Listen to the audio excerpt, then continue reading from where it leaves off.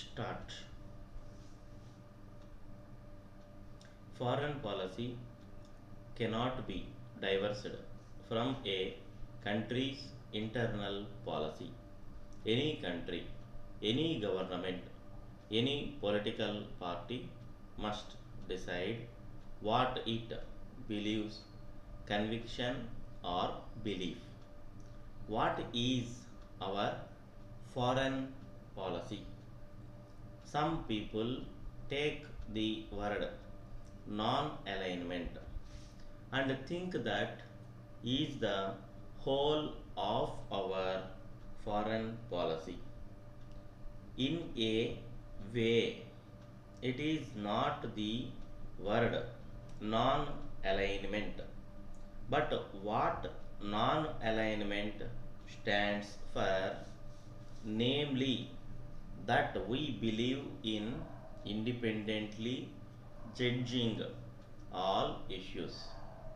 We do not wish to be tied to any group or to any country.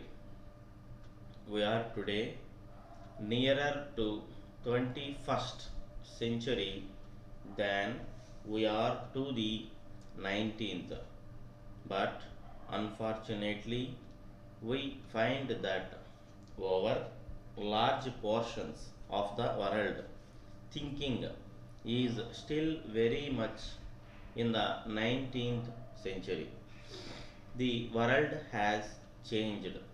We helped to change it because of India's freedom movement, because of India becoming free and other countries in Asia and Europe becoming free. This has been the greatest change in the world. Although it was obvious to us that we would become free and that our freedom would lead to the freedom of other countries. This process came somewhat as a shock to the colonial powers.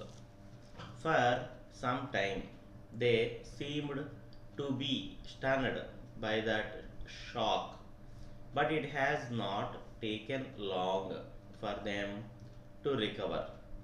And since they have recovered, we see another very subtle changes coming over the world, rather dangerous changed colonialism.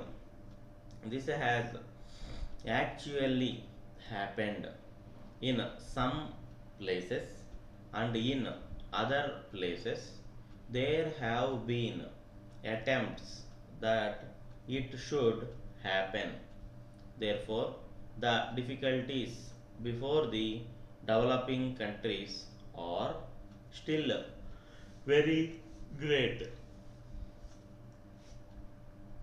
and we can face them not merely by idealism, not merely by sentimentalism, but by very clear thinking and hard headed analysis of the situation. I am glad that the seminar has had the benefit of the analysis of the various people who have spoken here about different problems in different parts of the world. I am told there were certain criticisms. We are used to criticism of our foreign policy because any independent path is so much more difficult to pursue and so much more difficult for people to understand than if we follow some beaten path. There are those who say that non alignment has not served our purpose or it has not been a success. Many of those who have been against non alignment all these years and who criticized my father and myself for trying to pursue this path are today not attacking non alignment as such but are saying that we are not truly non aligned. The great attack today, the greatest weapon which is used against foreign policy, is to say that in effect we are following the Soviet line. Perhaps they think their saying so will frighten us into trying to give up our friendship with the Soviet people. Perhaps they merely think that they will be able to blow up the image of independence which we have amongst our own people and amongst the world. Let us very clear that regardless of what our big newspapers say here, the image of India is very clear outside. It is not an image of a country which follows any group or country. It is an image of a country standing or trying to stand squarely on its own feet. It does not mean that they always think we are right. Many of the countries think that we make mistakes, and on many occasions we go wrong.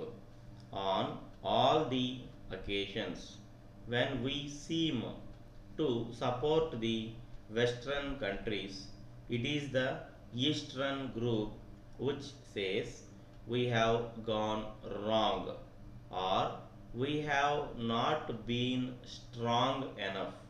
On those occasions when we have supported the Soviet people, or more likely the African, Asian countries, the Western world thinks we have gone wrong.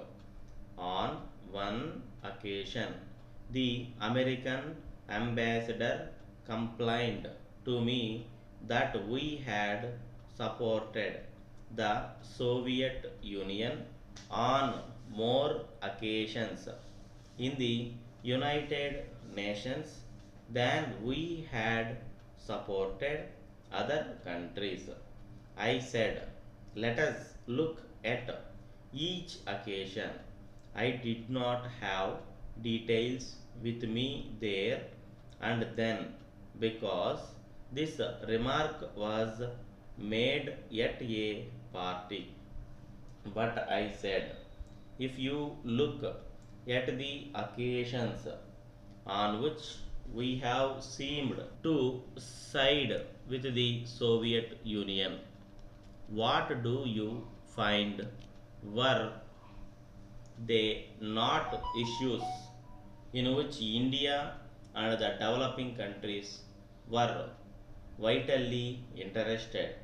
And if this was so, would it not be more true to say that the Soviet Union has supported the stand taken by the developing countries, by the African and Asian countries, and not that we had gone out of our way to support the Soviet Union?